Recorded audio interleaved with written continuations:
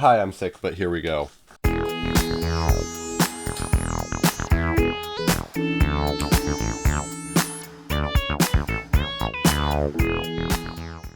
This camera, this month, is a decade old, and it is still better than my phone, which is recording, so I can't show it. Now, I've already done a video on this camera. It has a big zoom, it has enough megapixels, but I'm starting to realize, now that I've been doing YouTube for a year and a half, my brand is starting to become getting modern results out of old stuff. I want to say hardware, but it's not even limited to hardware. I use old hardware and old software, except DaVinci, of course. I like DaVinci. Heck, I've never upgraded past my parents' Rebel T3i with a lens that was only ever even made to resolve like 6 megapixels. And honestly, do you really need more than 18 if you're not cropping in 500%? So, let us go on an adventure to see how I can make Photoshop Elements 10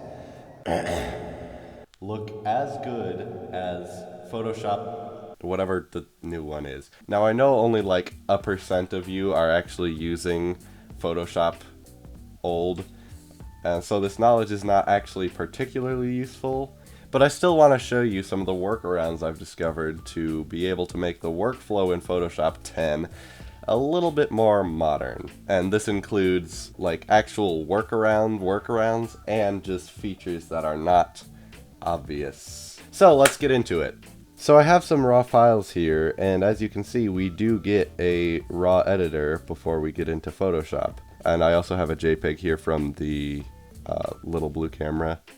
Now this has a few dust spots in it, and I can just use AI's grandfather, the spot healing brush, and just get rid of them. And now, with a photo like this, you'd usually apply a preset. There's no presets in this version of Photoshop. That was not a thing.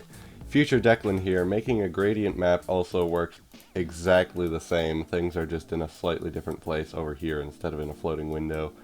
I only just, after editing this, decided to look up how to properly color grade, and this was one of the ways.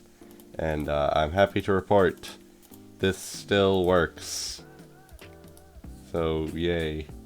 There's no curves. The closest thing we have is, I think it's enhance, adjust color curves. This is the closest thing we have to curves, and you can't actually move any of these. You have to use these sliders, which is quite limited, and it also applies them quite poorly. There's like masking or something. So I don't like to use that at all, ever. I try to just get the photo right in the raw editor, so that the JPEG that it puts into Photoshop doesn't need as many edits.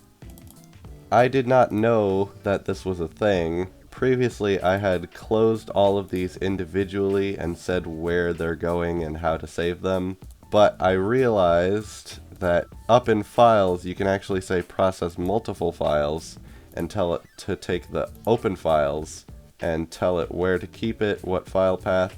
It'll actually save them all to the same photo all at the same time, all of the ones down here. And I did not know that, and that was crazy to me.